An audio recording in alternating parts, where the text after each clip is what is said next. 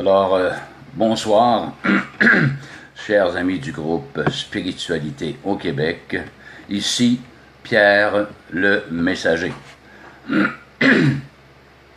Donc, ce soir, comme je vous avais annoncé une couple de journées auparavant, sera sur le monde angélique.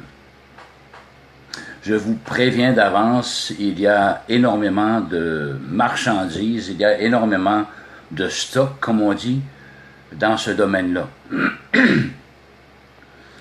On ne fera pas tout étalage de qu'est-ce que ça comprend, le monde angélique, mais du meilleur de ma connaissance, appuyé toujours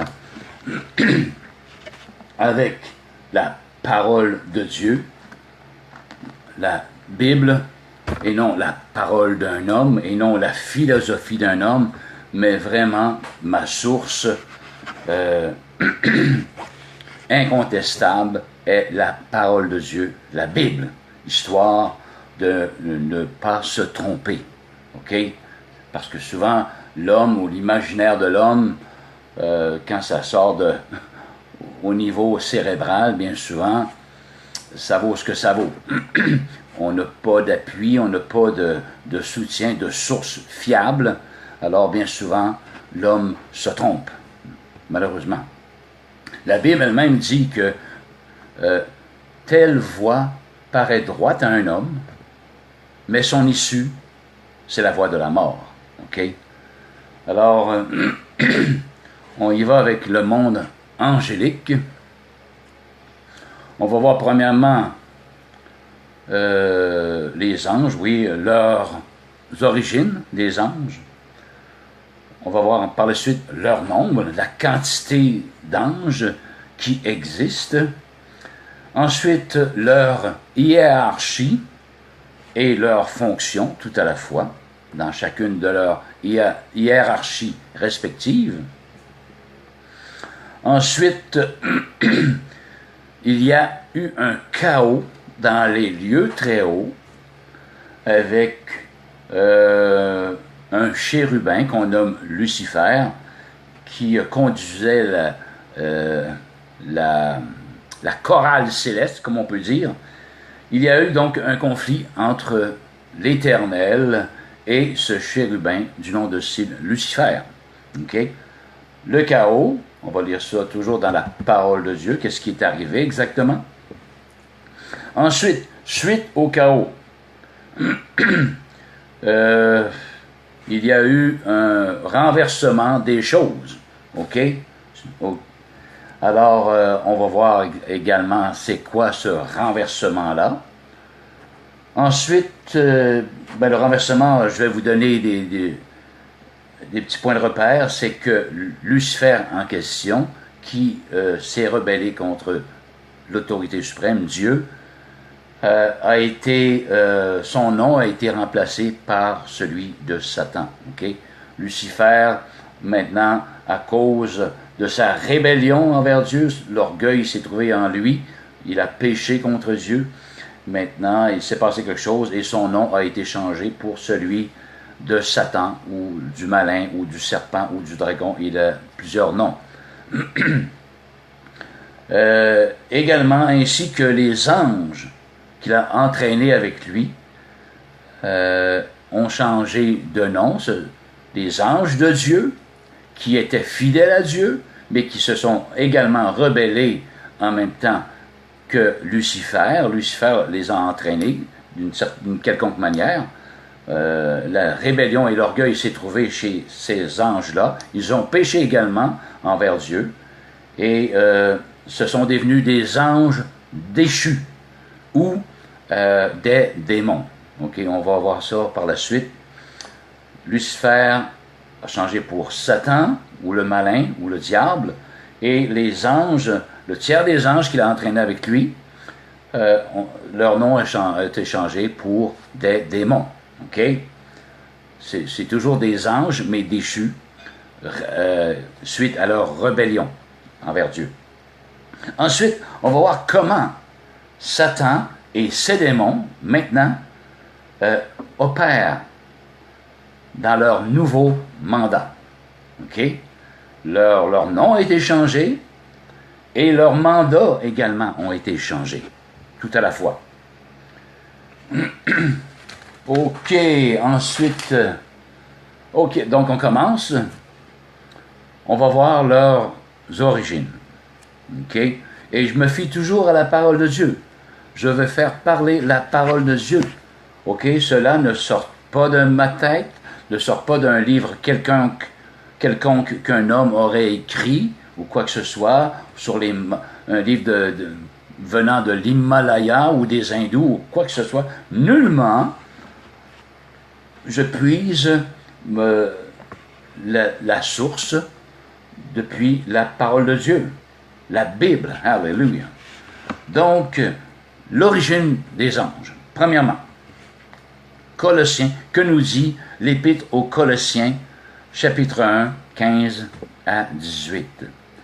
Alors, nous voici, c'est l'apôtre Paul qui est à Colosse, dans la ville de Colosse. Donc, les Colossiens, c'est les résidents de la ville de Colosse. L'apôtre Paul est là et va dire, va nous montrer l'origine des anges. 1, 15 à 18. Il va parler également de Jésus-Christ.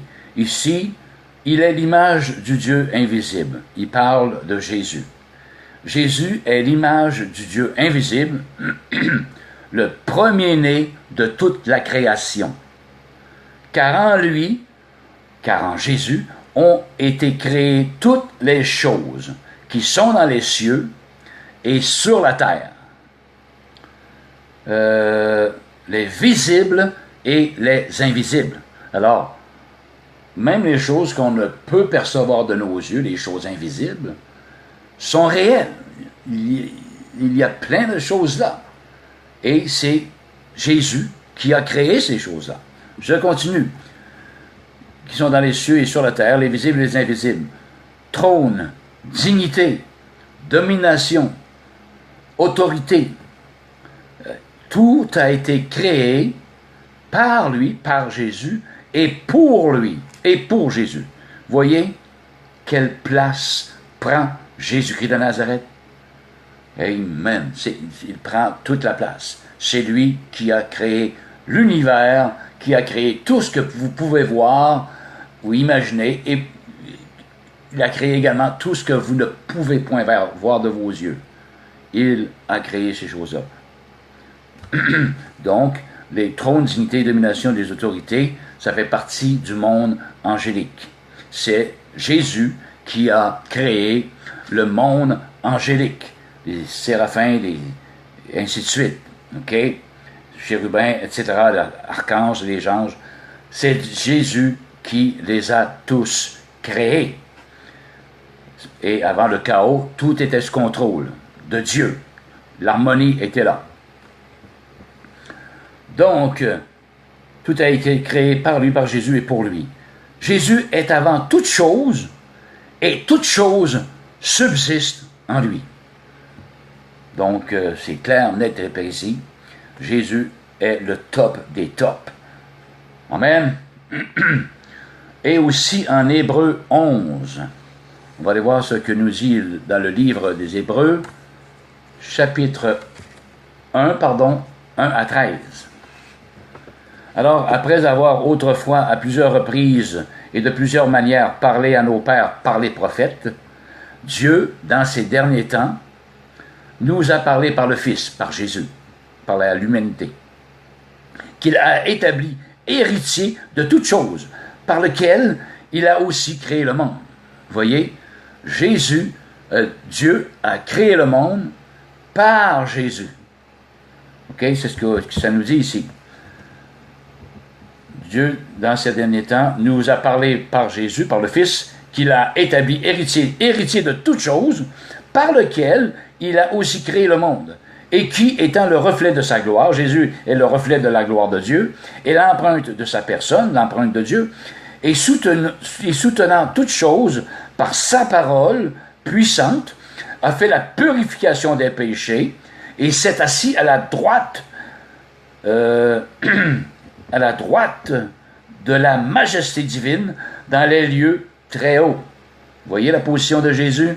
Il s'est assis à la droite de la majesté divine dans les lieux très hauts, après avoir fait la purification par son sang à la croix.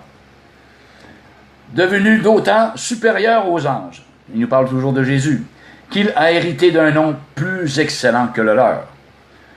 Car auquel des anges Dieu a-t-il jamais dit, « Tu es mon fils, je t'ai engendré aujourd'hui, et encore, je serai pour lui un père, et il sera pour moi un fils. » Et lorsqu'il introduit de nouveau dans le monde le premier-né, il dit que tous les anges de Dieu l'adorent. Vous voyez? Les anges de Dieu adorent le Fils Jésus-Christ de Nazareth. De plus, il dit des anges, celui qui a fait de ses anges des vents et de ses serviteurs une flamme de feu. Mais il a dit au Fils, « Ton trône, ô Dieu, est éternel. Le sceptre de ton règne est un sceptre d'équité. Tu as aimé la justice et tu as haï l'iniquité. C'est pourquoi, ô Dieu, ton Dieu t'a oint d'une huile de joie au-dessus de tes égaux. Et encore, toi, Seigneur, tu as au commencement fondé la terre, et les cieux sont l'ouvrage de tes mains. » Etc., etc. On voit que Jésus est le top des tops. Dieu l'a souverainement élevé au-dessus de tout nom ailleurs, ça nous dit. Et il a hérité d'un nom plus excellent que celui des anges. Il est au-dessus, supérieur aux anges. Jésus de Nazareth. Amen. C'est dans Hébreux, chapitre 1, 1 à 13. Donc, tout ce monde angélique, anges, archanges, etc., etc., donc c'est la création de Dieu, ok? Par Jésus et pour Jésus, comme on vient de lire, si vous vous souvenez bien. Et Jésus a hérité justement d'un nom supérieur à celui des anges, comme on vient de lire également. Alors, maintenant, leur nombre. On vient de voir leurs origines, c'est Jésus qui les a créés, mais Jésus est au-dessus d'eux, c'est le Créateur, et les anges sont la création de Jésus. OK? Donc, leur nombre. On va le voir dans Apocalypse chapitre 5, versets 11-12. Le nombre des anges. Apocalypse 5, pardon. Voilà. Versets 11-12. Le nombre des anges. Ici, pour se mettre en contexte, c'est l'apôtre Jean qui était enfermé dans l'île de Patmos, en Grèce, pour sa foi. Et là, Jésus-Christ lui a donné la vision de l'Apocalypse, ce qui se passerait dans les derniers jours. Et nous sommes dans la fin de ces derniers jours, en passant. Très facile à discerner. OK? En passant. Alors, c'est l'apôtre Jean, comme je disais, qui a eu une vision, et je lis, 11-12, l'apôtre Jean, il dit, « Je regardai et j'entendis la voix de beaucoup d'anges, OK? Autour du trône, et des êtres vivants et des vieillards, et leur nombre était des myriades de myriades, et des milliers de milliers. Ils disaient d'une voix forte, « L'agneau qui a été immolé est digne de recevoir la puissance, la richesse, la sagesse, la force, l'honneur, la gloire et la louange. » Il parle de Jésus, bien entendu. L'agneau immolé, c'est Jésus de Nazareth. Et toutes les créatures qui sont dans le ciel, sur la terre, sous la terre, sur la mer, et tout ce qui s'y trouve, je les entendis qui disaient, « À celui qui est assis sur le trône, et à l'agneau, Dieu et Jésus, soit la louange, l'honneur, la gloire et la force au siècle des siècles. » Donc, ils sont des milliards de milliers, des myriades de myriades.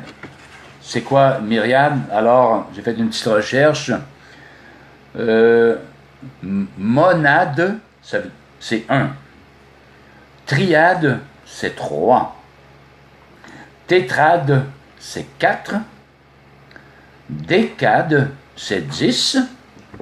Et myriade, c'est 10 000. Alors, l'apôtre Jean parle des milliers de milliers et des myriades de myriades. Alors, c'est des 10 000 et des 10 000 et des 10 000.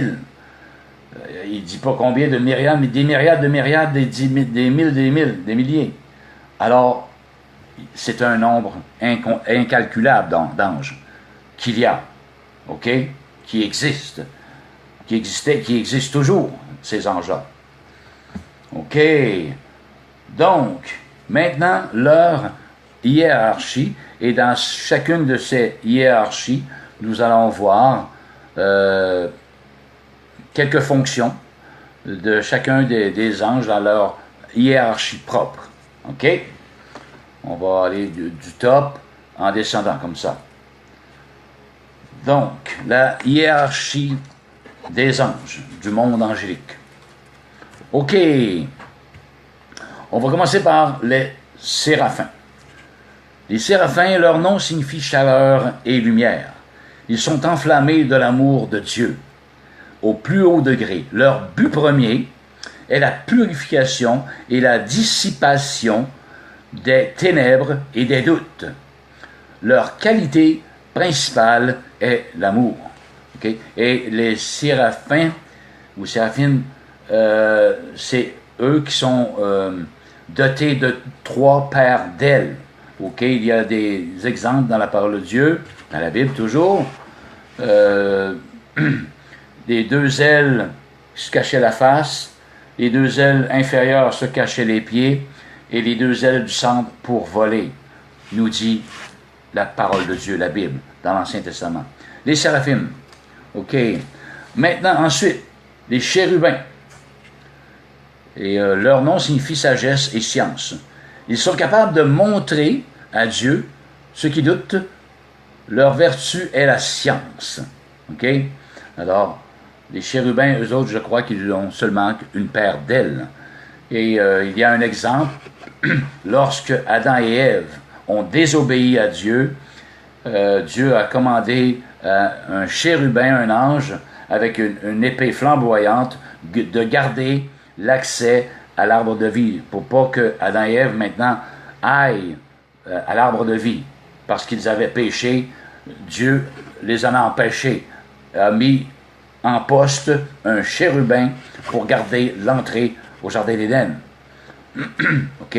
Ensuite, les trônes, c'est d'autres sphères, OK, de hiérarchie angélique. Leur nom signifie qu'ils sont les porteurs de la justice divine. Ils sont complètement sourds à toute tentation humaine. Ils sont la voix de Dieu auprès des hommes. Leur vertu est l'humilité, les trônes. Ensuite, vient les dominations.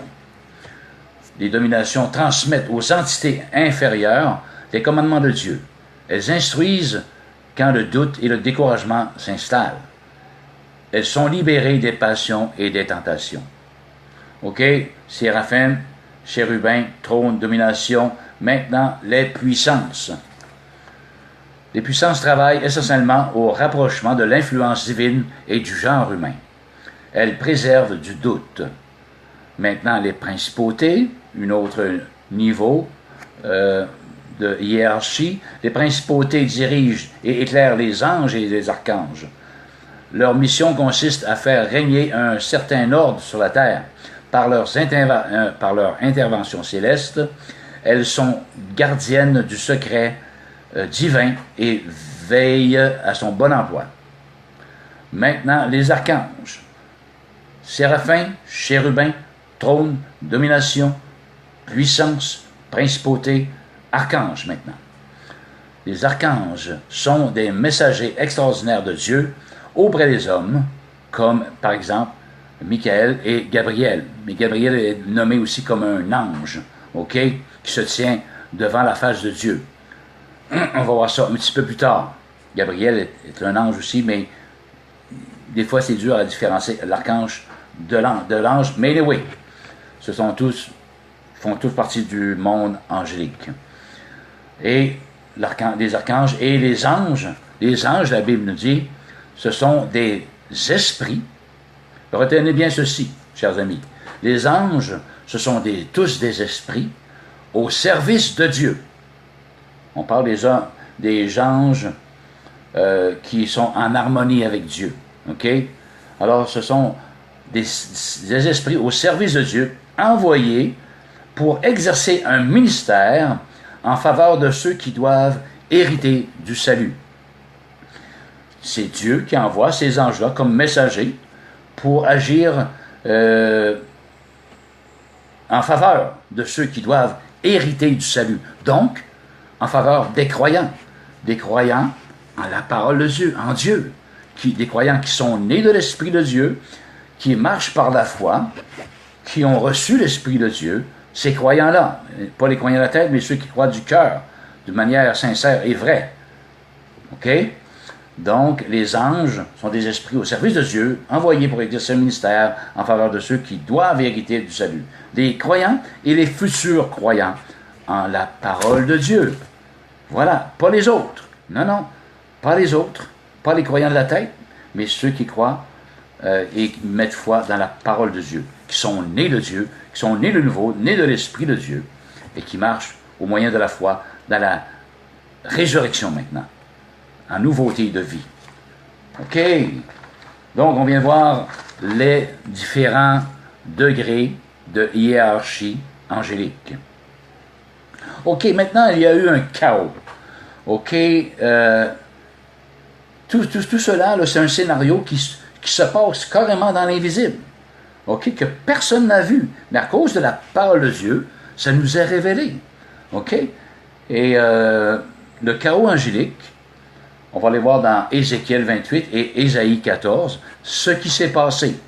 OK? C'est quoi, en quoi consiste ce chaos angélique? Qu'est-ce qui s'est passé dans le monde angélique? OK.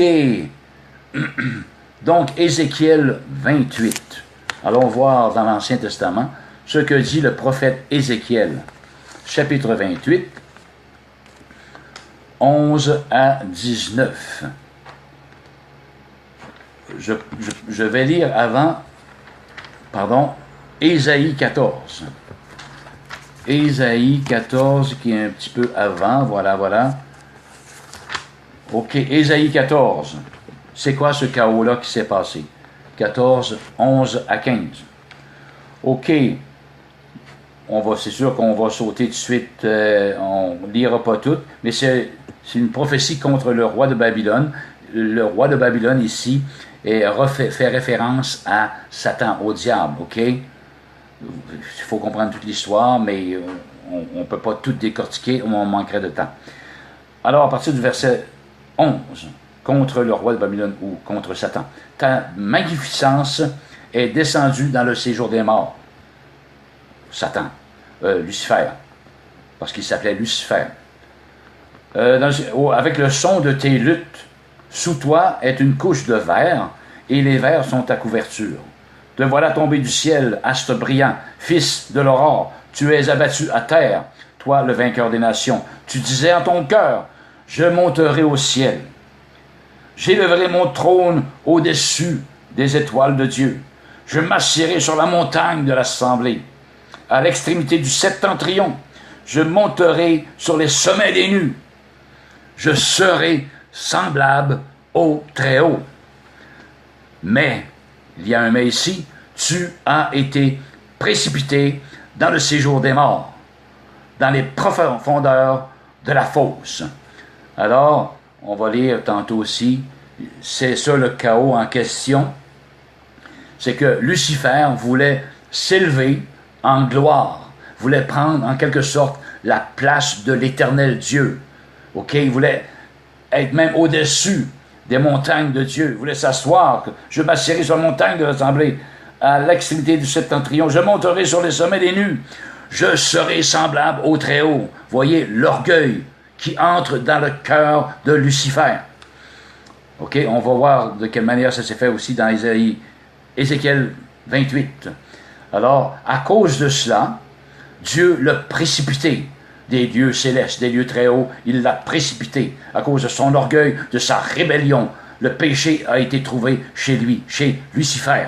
nous dit la parole de Dieu. Toujours la parole de Dieu. Oh, bon, donc, Ésaïe. On va y aller maintenant, c'est-à-dire Ézéchiel.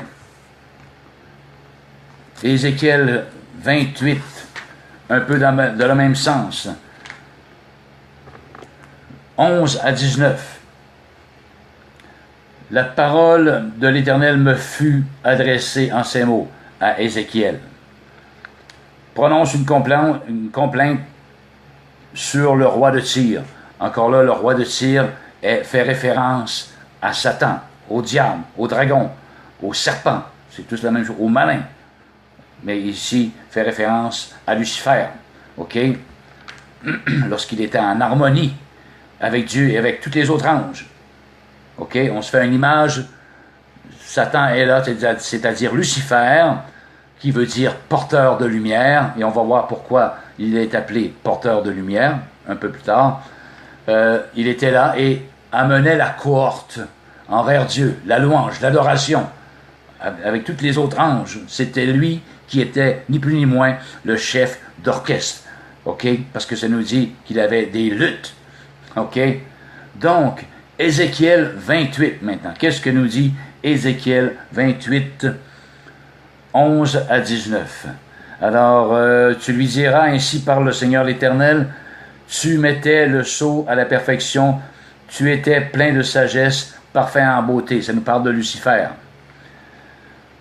Tu étais couvert de toute espèce de pierres précieuses, Lucifer, de sardoine, de topaz, de diamant, de chrysolite, d'onyx, de jaspe, de saphir, d'escarboucle, d'émeraude et d'or. Tes tambourins et tes flûtes étaient à ton service. Je m'arrête là, chers amis. Vous voyez, il était couvert de la manière dont Lucifer a été créé. Il était couvert de sardoine, de topaz.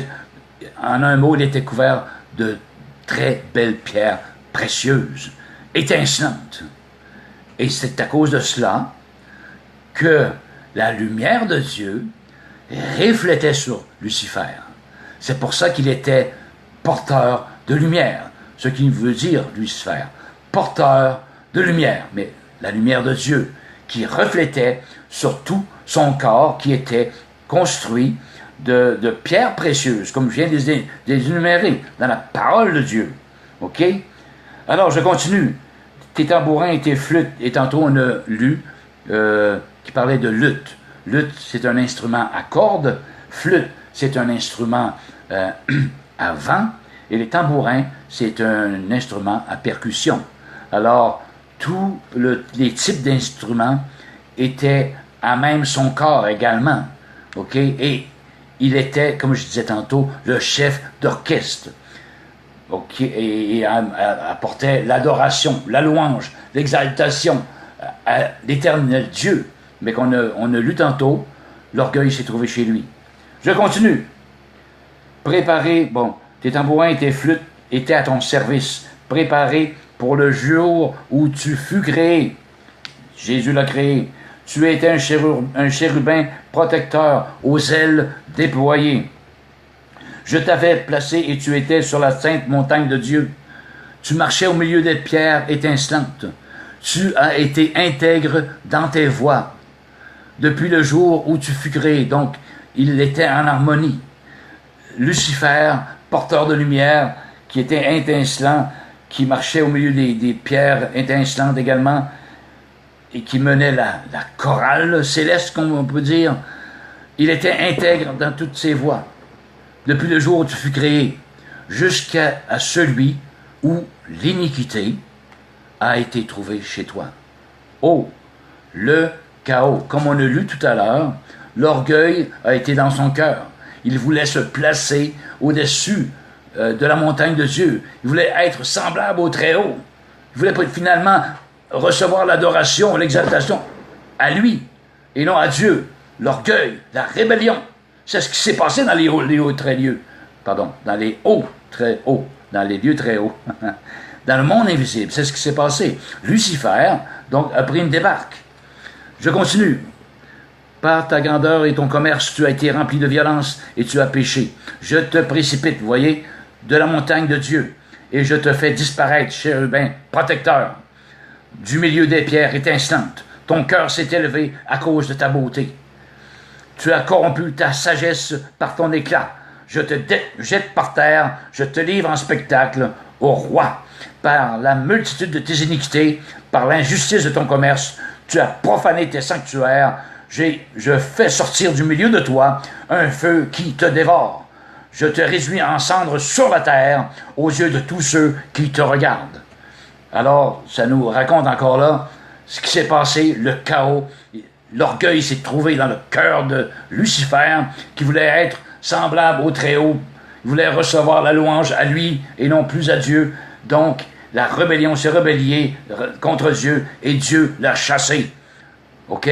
Du haut, des lieux très hauts, sur la terre. Donc, Satan, Dieu, c'est-à-dire Lucifer a été chassé des hauts très lieux pour occuper maintenant la place, les airs terrestres. OK. C'est ça par rapport au chaos. Donc, comme je disais, Lucifer veut dire porteur de lumière. On a vu pourquoi. OK, la gloire de Dieu, la lumière de Dieu reflétait sur lui parce qu'il était plein. Son corps était finalement fait de toutes sortes de pierres précieuses. Et des instruments étaient à même son corps. Des instruments à cordes, des instruments à vent et des instruments à percussion. OK, étaient à même son corps. Il était celui qui amenait la louange et l'adoration à l'Éternel des armées dans les lieux très hauts. Donc,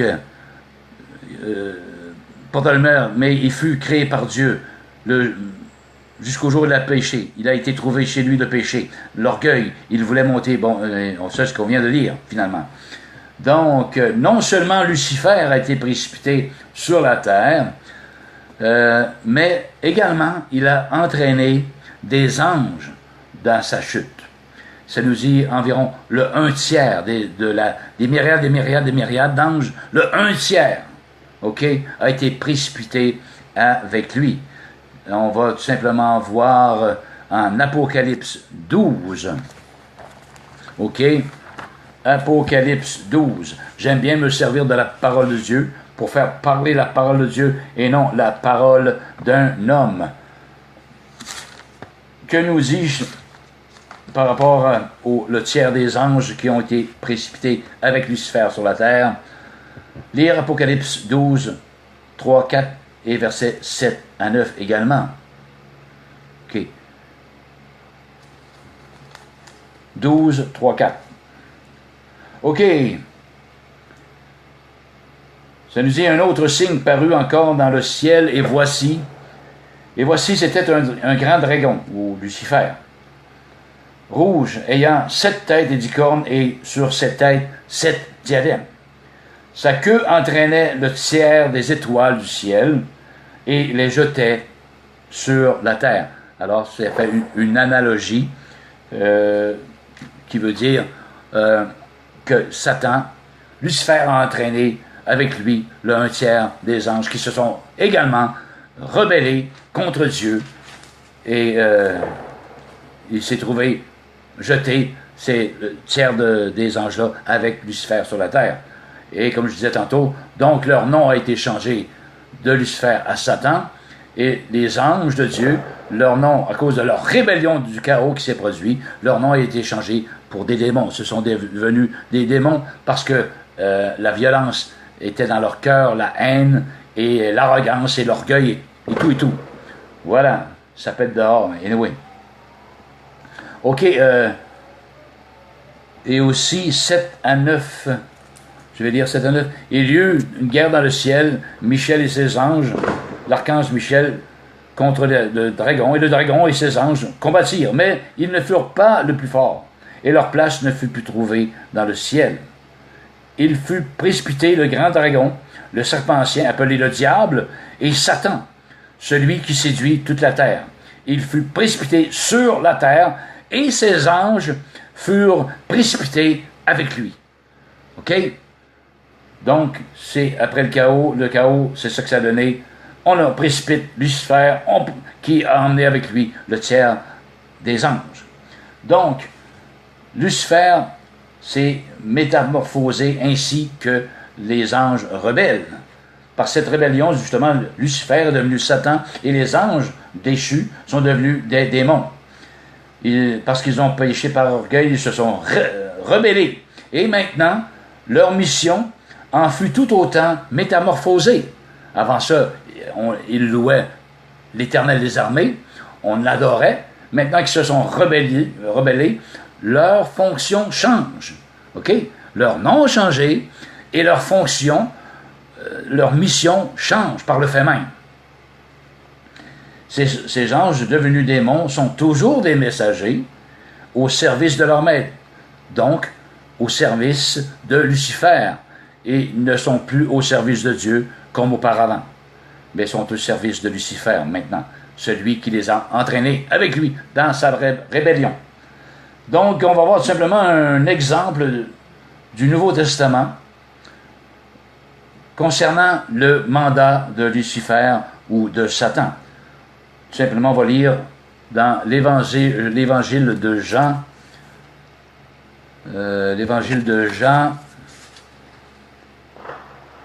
10, 9 et 11. Alors, l'évangile de Jean, le dernier évangile, chapitre 10, versets 9 à 11. 10, 9 à 11. 10, 9 à 11. Ce que ça dit. Le voleur, ou le Satan, ou le diable, ou le dragon, ou le serpentien, le voleur ne vient que pour dérober, égorger et détruire. OK? Moi, je suis venu afin que les brebis aient la vie et qu'elles soient dans l'abondance. C'est Jésus qui parle. Je suis le bon berger donne sa vie pour ses brebis. Mais le mercenaire, ou le diable, qui n'est pas le bon berger, et à qui n'appartiennent pas les brebis, voit venir le loup, abandonne les brebis et prend la fuite. Et le loup les ravit et les disperse. Donc, le diable, comme ça dit ici, Jésus est venu donner sa vie à ses brebis et qu'elles soient dans l'abondance, mais le voleur ou Satan ne vient que pour dérober, égorger et détruire. C'est son but ultime. Lucifer changé en Satan et les démons, ce sont leur but ultime, d'égorger, de tuer et de détruire et de voler, dérober. OK? Donc ensuite, là on va voir, ça fait partie du nouveau mandat de Satan. Maintenant, Lucifer ne conduit plus la chorale céleste. Maintenant, il est sur la terre et il veut tout simplement égorger, tuer, détruire parce que son cœur est devenu mauvais. Et les autres anges qui se sont rebellés également, leurs cœurs sont devenus hautains, mauvais et maléfiques. Vraiment. Alors, on va voir quelques exemples ici concernant les anges de Dieu et leur mission. OK? Dans l'Ancien Testament, l'ange Gabriel et l'archange Michel sont mentionnés à quelques reprises. Et sont en service également dans le Nouveau Testament. OK? Si on va voir Daniel maintenant, dans l'Ancien Testament, Daniel, on va voir des exemples, et dans l'Ancien Testament, et dans le Nouveau Testament, de l'ange Gabriel, qui était là, et dans l'Ancien et dans le Nouveau. Donc, Daniel, lire Daniel. OK. Ça nous dit ici, 9, 20, 21. Juste ici. Donc, c'est le prophète Daniel qui dit « Je parlais encore, je priais, je confessais mon péché et le péché de mon peuple d'Israël. Et je présentais mes supplications à l'Éternel, mon Dieu, en faveur de la sainte montagne de mon Dieu. Je parlais encore dans ma prière quand l'homme Gabriel, que j'avais vu précédemment dans une vision, s'approcha de moi d'un vol rapide au moment de l'offrande du soir. » Alors ici, c'est Gabriel, les anges, soit les dark ou les light, les ténèbres, les anges de ténèbres ou les anges de lumière, ont le pouvoir, la capacité de se matérialiser, de devenir, de prendre l'image d'un être humain. OK? Soit les anges de Dieu ou les anges de Satan. Ils ont la même capacité de prendre le corps d'un être humain. OK? De prendre la forme humaine, finalement. Donc, Daniel est là, et dans le Nouveau Testament, ça c'est dans l'Ancien Testament, et que nous dit Gabriel, on va voir aussi dans le Nouveau Testament, Gabriel, dans Luc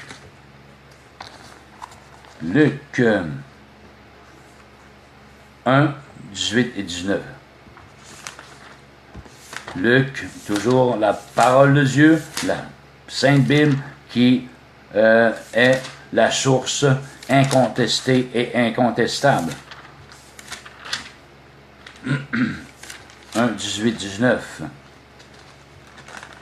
On va voir Gabriel là aussi. Alors, c'est Zacharie, dit à l'ange, « À quoi reconnaîtrai-je cela? Car je suis vieux et ma femme est avancée en âge. » Parce que on lui a dit que sa femme serait enceinte, même étant dans sa vieillesse. L'ange lui répondit à Zacharie, « Je suis Gabriel, je me tiens devant Dieu, j'ai été envoyé pour te parler et pour t'annoncer cette bonne nouvelle. » Alors, on a vu l'ange Gabriel qui était avec le prophète Daniel, et l'ange Gabriel ici dans le Nouveau Testament avec Zacharie. OK? Et également, Michaël aussi est dans Daniel chapitre 10, verset 21, et est également dans l'Apocalypse chapitre 12, verset 7-8. Je vais passer comme ça parce que ça va être long. OK.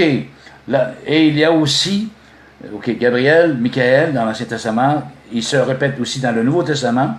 Cependant, la mention de l'ange de l'Éternel n'apparaîtra que dans l'Ancien Testament. OK? Dans le Nouveau Testament, on pourrait traduire l'ange de l'Éternel comme Jésus-Christ de Nazareth, le Fils de Dieu. OK? L'ange de l'Éternel, qu'on voit souvent dans l'Ancien Testament, on ne le voit plus dans le Nouveau Testament. Mais c'est Jésus-Christ, le Fils de Dieu, qui a remplacé l'ange de l'Éternel. OK? Et ça nous dit, l'ange de l'Éternel, dans l'Ancien Testament, fait référence à Dieu lui-même. Juste un petit exemple en Zacharie. Zacharie, chapitre 3, versets 6 et 7. 3, 6 et 7. L'ange de l'Éternel fit à Josué cette déclaration, le prophète Josué. L'ange de l'Éternel. Il dit, « Ainsi parle l'Éternel des armées. » OK?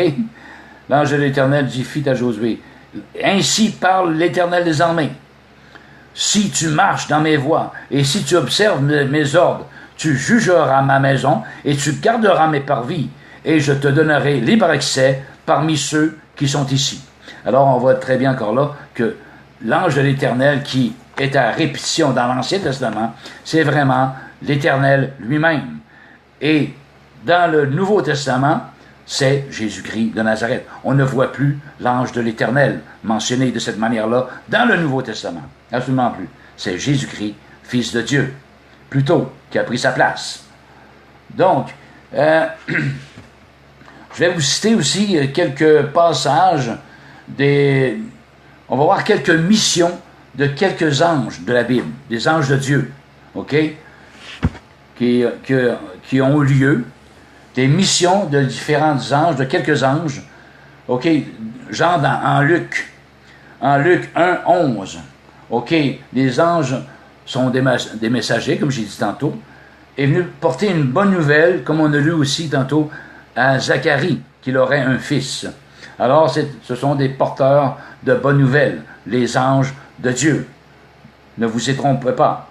Maintenant, vous savez, vous vous rappelez, il y a eu un chaos. Lucifer, dont l'orgueil est entré dans son cœur, s'est rebellé contre Dieu, il a péché contre Dieu, et il a entraîné avec lui le tiers des anges, et ils ont été précipités sur la terre. Donc, il y a deux catégories d'anges. Les anges de Dieu et les anges de Satan, après la chute, après le chaos dans les hauts lieux qui a eu lieu avant même la fondation du monde. Et ici, c'est quelques exemples qu'on est en train d'énumérer des anges de Dieu. En Actes 10, verset 3, c'est Corneille, c'est un cendonnier. L'ange, il a vu un ange en vision et a dit à Corneille des renseignements, a donné des instructions précises pour un but précis, parce qu'il voulait rencontrer l'apôtre Pierre pour qu'il lui dise des choses par lesquelles il devait être sauvé, Corneille. Donc, les anges sont encore là, ce sont des messagers pour donner des instructions précises pour un but précis. Maintenant, en Actes, chapitre 12, verset 7, également, les anges sont envoyés pour libérer, les enfants de Dieu toujours. Comme on a lu tantôt, vous vous souvenez, sont au service de Dieu pour envoyer, pour exercer un ministère à ceux qui doivent hériter du salut, donc, ou les croyants. Donc ici, encore un ange de Dieu qui a été libéré dans la prison où l'apôtre Pierre était emprisonné. Il lui a donné des coups de coude au côté à l'apôtre Pierre, l'ange.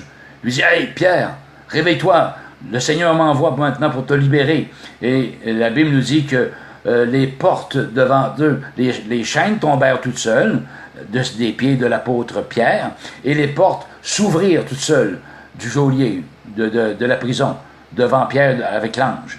Et Pierre, il pensait avoir un rêve, mais finalement, c'était perçu que c'était réellement vrai. Il y avait un ange qui était en train de libérer l'apôtre Pierre, qui est emprisonné. Donc, vous voyez, c'est encore là, l'ange sert de messager pour libérer. Donc, pour apporter de bonnes nouvelles, pour donner des instructions précises pour un but précis, pour libérer un enfant de Dieu, un croyant quelconque, un apôtre ou un homme de Dieu qui est dans une fâcheuse impasse, comme on vient de voir avec l'apôtre Pierre. Également pour fortifier et encourager des hommes de Dieu, des croyants. Un exemple en Actes 27-23, c'est Paul qui est sur un bateau. Et pendant la nuit, l'ange lui est apparu. Il lui a dit, non, avec les 100 quelques personnes, vous ne périrez pas dans la mer. Vous allez avoir que de pertes le bateau, mais vos personnes seront sauvées. Alors, l'ange a apparu à l'apôtre Paul, qui était prisonnier sur le bateau. Et Paul, le lendemain, a dit ça aux autres. Non, un ange dont Dieu, qui m'était apparu, un ange envoyé de Dieu dont je sers, m'est apparu cette nuit et me dit de ne pas s'inquiéter.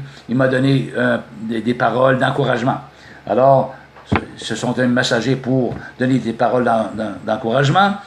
Aussi, en Actes 12, 21, ils sont également là pour exercer des jugements de Dieu des fois. C'est le roi Hérode ici, ça nous dit dans Actes 12, 21, qui était paré de ses habits royaux, et harangua publiquement des personnes, se moquaient ou quelque chose de même. Et d'autres ont dit, voix d'un Dieu et non d'un homme, concernant le roi Hérode. Et ça nous dit qu'un ange de Dieu frappa le roi Hérode et il mourut sur le champ, rongé de vers. Donc, ils sont là également, les anges de Dieu, pour emmener un jugement de Dieu. On se comprend bien? Donc, les anges de Dieu ou de lumière sont des envoyés par Dieu pour exercer un ministère en faveur des croyants ou des futurs croyants. On s'entend bien? Il y a une différence entre les anges de Dieu, les anges de la lumière, et les anges de Satan, les anges des ténèbres. Maintenant, à cause du chaos qu'il y a eu avant même la fondation du monde. Donc, ici, on voit, premièrement aussi, que nul prophète, nul homme de Dieu, ou nul saint, alléluia, n'invoque d'anges, ni les prie, ni communique avec eux. Il n'y a personne ici, Paul, l'apôtre, Pierre, les hommes de Dieu, les prophètes, Daniel, Ézéchiel, il n'y a personne ici qui invoque les anges. Absolument pas. Ils invoquent Dieu. Ils prient Dieu, le Père des esprits. Et c'est Dieu. Les anges sont au service de Dieu. Il envoie ses messagers à ses croyants, aux hommes de Dieu, à ses prophètes. Seulement, pas aux autres. On se comprend bien. OK? Il y a différents anges, des ténèbres et de la lumière. Donc, ces hommes de Dieu-là, ces saints de Dieu-là, ces prophètes qui ont parlé de la part de Dieu, Dieu leur envoyait son ange, tel ange, pour les secourir d'un quelconque danger ou quoi que ce soit, comme on vient de voir, comme on vient d'énumérer. Maintenant, comment Satan maintenant, Lucifer qui est devenu Satan, et ses anges qui sont devenus des démons, comment eux, maintenant, ils opèrent pour arriver à leur fin, sachant que leur but ultime, comme on a vu tantôt en Jean 10, est de dérober, égorger et détruire. Donc, comment ces anges-là, démoniaques, ces démons, avec Satan, s'y prennent. OK? Alors, ils s'y prennent, bien souvent, par le mensonge ou par la séduction. Dans Jean 8, 43, on va simplement lire, ça c'est important, de faire parler la parole de Dieu. Jean 8, OK. Jean chapitre 8, 43 à 45. Ici, voilà. Donc, je lis un petit peu plus loin. Jésus leur dit, si Dieu était votre Père, il parle aux grands prêtres du temps, les pharisiens. Si Dieu était votre Père, vous m'aimeriez, car c'est de Dieu que je suis sorti, dit Jésus, et que je viens. Je ne suis pas venu de moi-même, mais c'est lui qui m'a envoyé, le Père m'a envoyé. Pourquoi ne comprenez-vous pas mon langage? Parce que vous ne pouvez écouter ma parole. Vous avez pour père le diable, Jésus leur dit ça, et vous voulez accomplir les désirs de votre père. Il a été meurtrier dès le commencement, et il ne se tient pas dans la vérité, parce qu'il n'a pas de vérité en lui. Lorsqu'il profère le mensonge, il parle de son propre fond, car il est menteur et le père du mensonge. Et moi, dit Jésus, parce que je vous dis la vérité, vous ne me croyez pas. Alors, Satan, le diable, est le père du mensonge. Vous voyez? Donc, la manière dont Satan et ses démons font pour égorger, tuer, arriver à leur but, eh bien, c'est de mentir, parce que c'est le père des mensonges. Déjà là, en Genèse, on va loin là, déjà là, en Genèse 3, Satan était là. Lucifer avait été précipité des hauts lieux, et il était là, déguisé en serpent. 3, 1 à 4. L'homme et sa femme étaient tous deux nus, et n'en avaient point honte. Le serpent était le plus rusé de tous les animaux des champs que l'Éternel Dieu avait fait. Il dit à la femme, Dieu a-t-il réellement dit, vous ne mangerez pas de tous les arbres du jardin? La femme répondit au serpent, nous mangeons du fruit des arbres du jardin, mais quant au fruit de l'arbre qui est au milieu du jardin, Dieu a dit, vous n'en mangerez point et vous n'y toucherez point de peur que vous ne mouriez. Alors le serpent, voyez, ou le diable, ou le malin, alors le serpent dit à la femme, vous ne mourrez point, vous ne mourrez point. Dieu a pourtant dit, vous allez mourir, si. Mais le diable, non, vous ne mourrez point, je vous le dis. Mais Dieu sait que le jour où vous en mangerez, vos yeux s'ouvriront, continue de dire le diable, et que vous serez comme des dieux, connaissant le bien et le mal. Alors, vous pouvez en manger. Vous voyez, il séduit, il ment, il séduit. C'est la manière dont Satan, maintenant, et ses démons font pour égorger, tuer et détruire, c'est de séduire par le mensonge. Un exemple ici, la Bible dit, comme on vient de dire tantôt, il ment dès le commencement. Et nous sommes ici dans la Genèse, déjà, au commencement, il ment. Et il continue à mentir en 2018. OK? Donc, il veut égorger, tuer, détruire par le mensonge, par la séduction, par l'hypocrisie également, et par usurpation. On va lire 2 Corinthiens, l'épître de 2 Corinthiens maintenant. Qu'est-ce que ça nous dit? Éphésiens. 2 Corinthiens 11. 2 Corinthiens chapitre 11. On fait toujours parler, chers amis, la parole de Dieu et non la parole d'un homme. Amen. 2 Corinthiens chapitre 11. Allons-y, nous y voici, nous y voilà. Chapitre 11, 13 à 15. Qu'est-ce que ça dit? Alors, si on part de 11, 13, 11. Pourquoi? Parce que je ne vous aime pas. Il parle aux Corinthiens. L'apôtre Paul dit, mais j'agis et j'agirai de la sorte pour ôter ce prétexte à ceux qui cherchent un prétexte, afin qu'ils soient trouvés tels que nous dans les choses dont ils se glorifient. Ces hommes-là sont de faux prophètes, de faux ouvriers, de faux apôtres, déguisés en apôtres de Christ. Et cela n'est pas étonnant. Vous voyez, les hommes se déguisent en apôtres de Christ, font semblant qu'ils sont de Dieu, mais ça n'en est point. Ce sont de faux apôtres, déguisés en apôtres de Christ. Et cela n'est pas étonnant, puisque Satan lui-même se déguise en ange de lumière. Et ça, il l'utilise à tort de bras, comme on dit. Il se déguise en ange de lumière à tort de bras.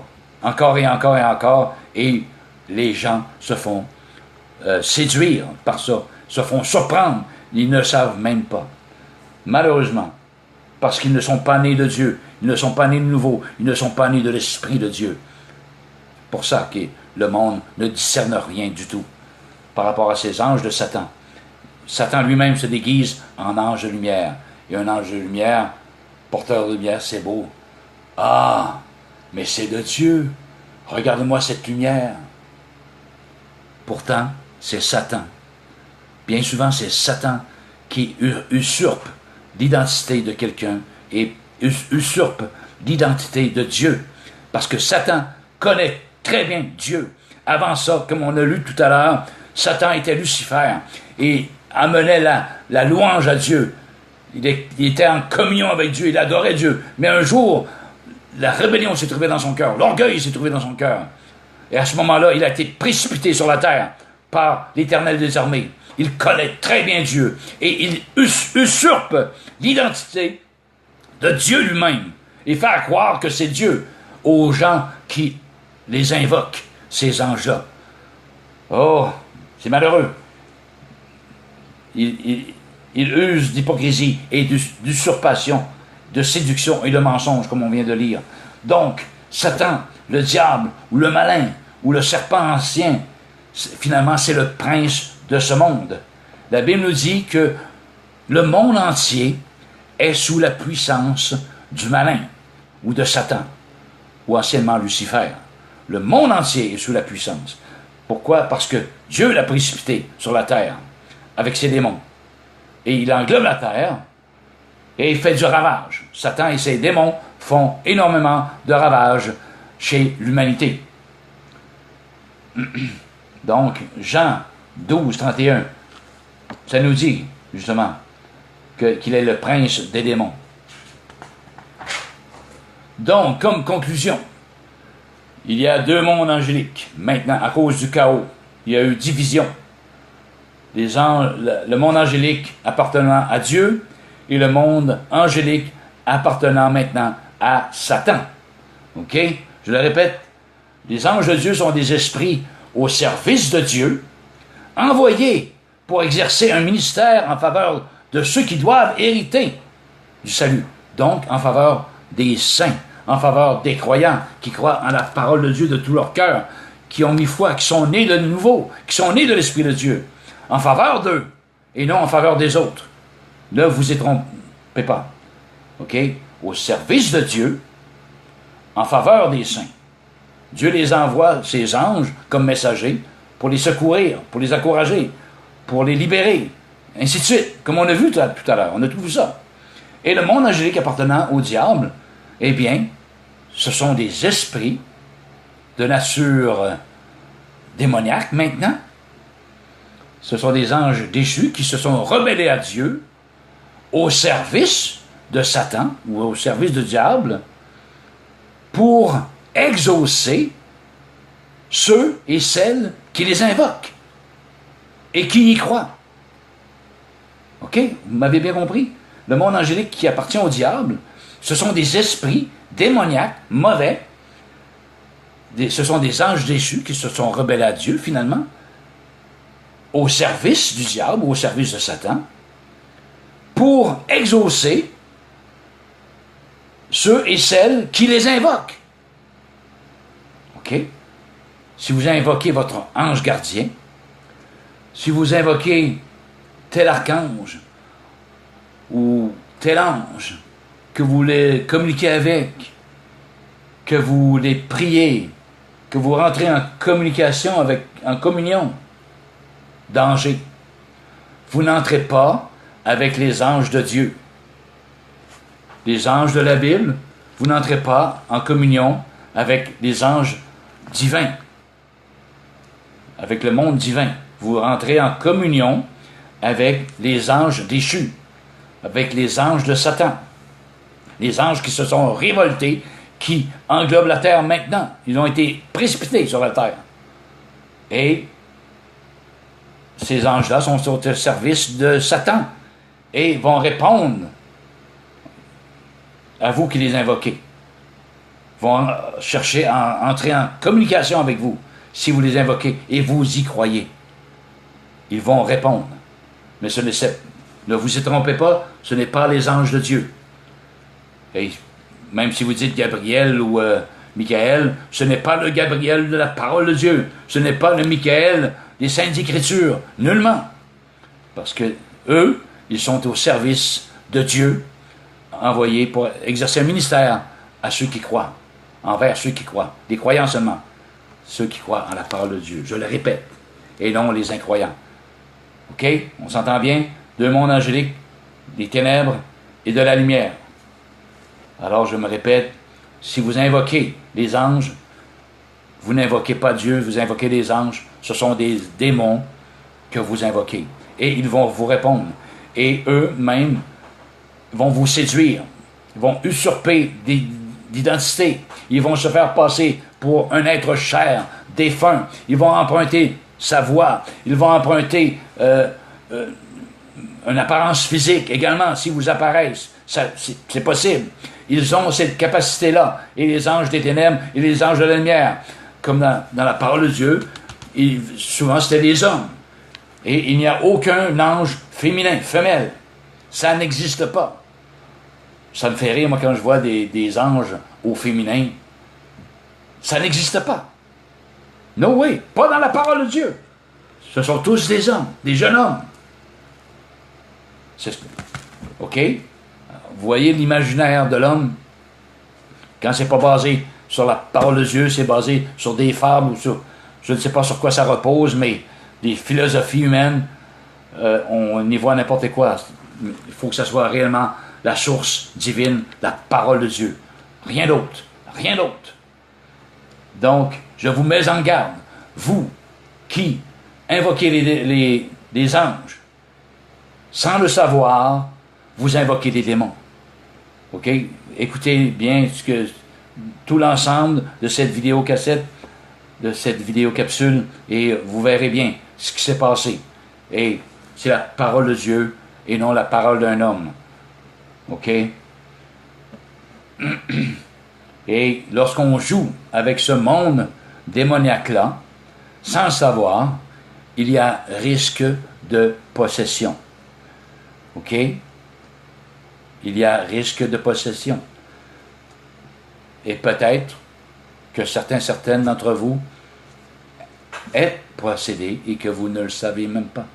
Peut-être. Je ne sais pas. OK?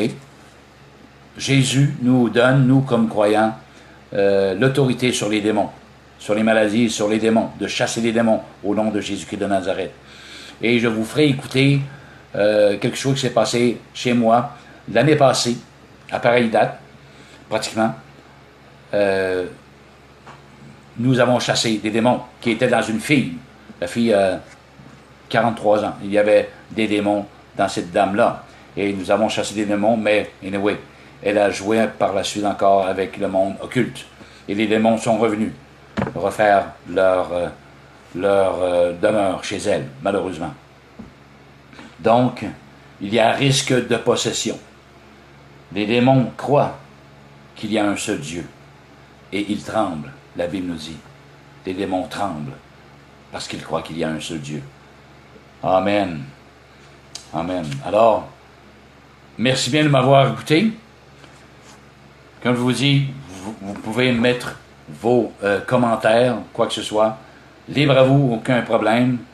Mais rappelez-vous, ceci ne vient pas d'un homme, mais toutes les références viennent de la parole de Dieu. La différence entre croire en la Bible et ne pas y croire, bien, ça fait toute la différence, justement. Le fait de ne pas croire en la parole de Dieu ne change pas son authenticité. Comprenez-vous? Non, je ne crois pas là-dedans. Peut-être, mais ça ne change pas que la vérité, c'est la parole de Dieu. Ça ne change pas.